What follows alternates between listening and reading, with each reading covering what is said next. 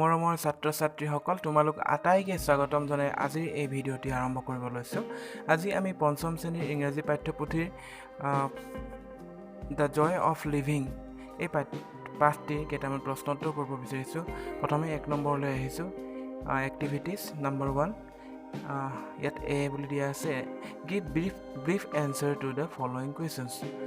তলত দিয়া প্ৰশ্নকেইটাৰ উত্তৰ কৰিব কৈছে চমুকৈ। 1 নম্বৰ দিছে, for which team did Tarun play, তৰুণে কোনটো টিমৰ হৈ খেল খেলিছিল। 2 নম্বৰ কৈছে, how did team B behave with Tarun at the beginning, আৰম্ভণিতে তৰুণক কেনে ব্যৱহাৰ কৰিছিল টিম বিৰ খেলুৱৈসকলে, এইটো কৈছে ইয়াতে। আৰু 3 number, did Tarun score a goal in the match, এই খেলখনত তৰুণে গ'ল দিব পাৰিলেনে। আৰু 4 নম্বৰ সুধিছে, why didn't Tarun kick the ball, তৰুণে কিয় বলটো নামাৰিছিল। আৰু 5 নম্বৰ, what did the referee say about Tarun's action, তৰুণে কৰা কামৰ কাৰণে ৰেফাৰীয়ে কি বুলি কৈছিল। এতিয়া তোমালোকে প্ৰশ্নকেইটা মই উত্তৰকেইটা কৰিব বিচাৰিছোঁ, তোমালোকে মন কৰিবা। প্ৰথমৰটো হৈছে, for which team did Tarun play, তৰুণে কোনটো টিমৰ হৈ খেল খেলিছিল। Tarun played for team A, তৰুণে টিম এৰ হৈ খেল খেলিছিল। How did team B behave with Tarun at the beginning, তৰুণৰ লগত কেনেকুৱা ধৰণৰ ব্যৱহাৰ কৰিছিল টিম বিৰ খেলুৱৈসকলে আৰম্ভণিৰ পৰা।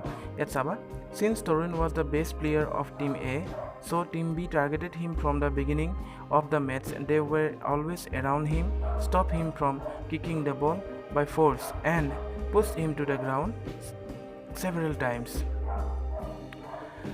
যিহেতু তৰুণে ভালকৈ খেলে বুলি গম পাইছিল টিম বিৰ খেলুৱৈসকলে, সেইকাৰণে তাক আৰম্ভণিৰ পৰা তাৰ পিছত সিহঁতে লাগিছিল আৰু কি কৰিছিল যে তাক মানে বলটো মাৰিব নোৱাৰাকৈ তাক বাধা প্ৰদান কৰিছিল আৰু বাৰে বাৰে তাক কি কৰিছিল, ঠেলি দিছিল।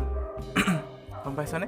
ইয়াৰ পাছত আহিছোঁ 3 নম্বৰটোলৈ, did Tarun score a goal in the match, তৰুণে গ'ল কৰিব পাৰিলেনে খেলখনত। No' Tarun did not score a goal in the match. Why didn't Tarun kick the ball, তৰুণে কিয় বলটো মাৰিব নোৱাৰিছিল, এইটো 4 নম্বৰ। Tarun saw that the referee had not noticed the goalkeeper of Team B lying injured near the goal post, so he signaled to the referee instead of kick the ball. ইয়াত কি কৈছে যে তৰুণে বলটো কিয় নামাৰিছিল, কাৰণ তৰুণে গ'লকিপাৰজন গ'ল পোষ্টৰ কাষত কি হৈছিল, পৰি আছিল আৰু সেইটো মানে ৰেফাৰীয়ে লক্ষ্য কৰা নাছিল। সেই কথাটো তৰুণে বল মৰাৰ সলনি ৰেফাৰীজনক দেখুৱাই দিছিল আৰু ৰেফাৰীজনে লগে লগে এই ল'ৰাটোক গ'লকিপাৰজনক লক্ষ্য কৰিছিল আৰু সকলোৱে আচৰিত হৈছিল তৰুণে কি কাৰণে বলটো নামাৰিলে। আৰু শেষৰটো চোৱা 5 নম্বৰটো, what did the referee say about Tarun section, তৰুণৰ কামৰ কাৰণে ৰেফাৰীয়ে কি বুলি ক'লে। The referee said that Tarun had done quite right, তৰুণে যি কৰিছিল ভাল কৰিছিল বুলি ৰেফাৰীয়ে কৈছিল, হয়নে। এইবাৰ আহিছোঁ আমি ইয়াৰ পিছৰটোলৈ। 1 নম্বৰ B, say whether the statements are true or false, এইকেইটা শুদ্ধ নে অশুদ্ধ, এইকেইটা আমি কৰিব লাগিব। Tarun was the best player of team B, Tarun team বিৰ বেষ্ট প্লেয়াৰ আছিল, হয়নে। নহয়, তৰুণে কোন টিমৰ খেলিছিল, তৰুণে টিম এৰ হৈ খেলিছিল। এইটো কি হ'ব, Tarun was the best player of team B, এইটো ফল্ছ হয়। আৰু বিটো আছে, the match was played in the morning, খেলখন ৰাতিপুৱা হৈছিল, এইটো নহয়, এইটো খেলখন আবেলি হৈছিল 3 বজাত, নহয়নে, এইটো ফল্ছ হ'ব। আৰু চি নম্বৰ, Tarun did not kick the ball because he fell sick, তৰুণৰ গা ভাল নোহোৱাৰ কাৰণে সি বল মাৰিব নোৱাৰিছিল, হয় জানো, এইটো নহয়, এইটো ফল্ছ। আৰু ডি নম্বৰ, the goalkeeper of team B was injured, এইটো শুদ্ধ, ট্ৰু। আৰু Tarun's opposite team B is from a different town, বেলেগ এখন চহৰৰ পৰা তৰুণৰ বিপৰীত দলটো আহিছিল, হয় জানো, নহয়, এইটো ফল্ছ। গতিকে এইকেইটা তোমালোকে দাগ দি ল'বা, তোমালোকৰ বহীত লিখি ল'বা, মই ইয়াত কৰি দিছোঁ। আৰু 2 নম্বৰটো আহিছোঁ, complete the sentence by choosing the correct word from the choice given, ইয়াত চইচ কেইটামান অপশ্যন দিয়া হৈছে, তোমালোকক এইকেইটা কৰিব লাগিব, আমি বাছি পেলাই শুদ্ধ উত্তৰটো এই খালী ঠাইত বহুৱাব লাগিব। প্ৰথমতে চোৱা, I dash tomorrow morning shall come have come came, ইয়াত কোনটো হ'ব, ইয়াত আমি ইয়াৰ পৰা এটা আমি বহুৱাব লাগিব, যিটো শুদ্ধ হ'ব। কি হ'ব, আই চেল কাম টুমৰো মৰ্ণিং, মই কাইলৈ ৰাতিপুৱা আহিম, আই চেল কাম টুমৰো মৰ্ণিং। বি হ'ব, Tarun is a good player, he does at least one goal, had score will score scored, কি হ'ব এইটো, Tarun is a good player, he will score at least one goal, will score হ'ব ইয়াতে। আৰু C নম্বৰ, we must hurry, time does out, time is running out, time is running out হ'ব আৰু D নম্বৰ হ'ব we does the match tomorrow we does the match tomorrow we will see the match we will see the match tomorrow আৰু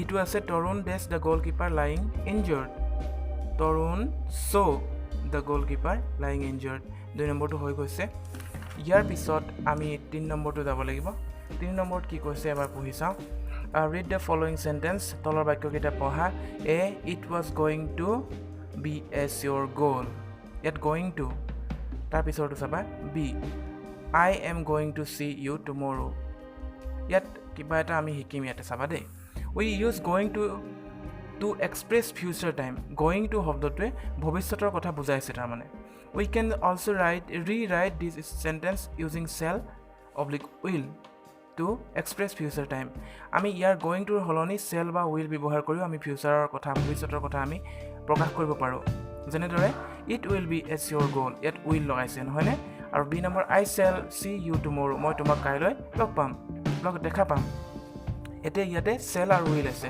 ওপৰকেইটা আছে it was going to be a sheer goal এইটো এটা নিৰ্দিষ্ট এটা গ'ল হ'ব আছিলে মানে এইটো হৈছে গোয়িং টুৰ ঠাইত ইয়াত কি কৰিলে will be it will be a sheer goal going tour ঠাইত কি আহিলে উইল লগাই দিয়া হ'ল আৰু এইটো একে অৰ্থকেইটা একে প্ৰকাশ কৰিছে কিন্তু ইয়াৰ গঠনটো সলনি হৈছে আৰু I am going to see you tomorrow মই তোমাক কাইলৈ লগ পাম এইটো কি হৈছে I shall see you tomorrow মই তোমাক কাইলৈ লগ পাম একেটাই অৰ্থ কিন্তু ইয়াত গোয়িং টুৰ সলনি ইয়াত চেল লগোৱা হ'ল তলত কেইটামান দিয়া আছে আমি এইকেইটা নিজে কৰিব লাগিব now rewrite the sentence below' using going to ইয়াত গোয়িং টু আমি লগাব লাগিব ইয়াত চেল উইল দিয়া আছে আমি তাৰ ঠাইত কি লিখিব লাগিব going to if this continues A নম্বৰটো চোৱা if this continues we shall lose the match কি হ'ব এইটো এ নম্বৰটো if this continues we are going to লগাব লাগিব নহয় we are going to lose the match হ'বনে এতিয়া বিটো চোৱা tomorrow's match is going two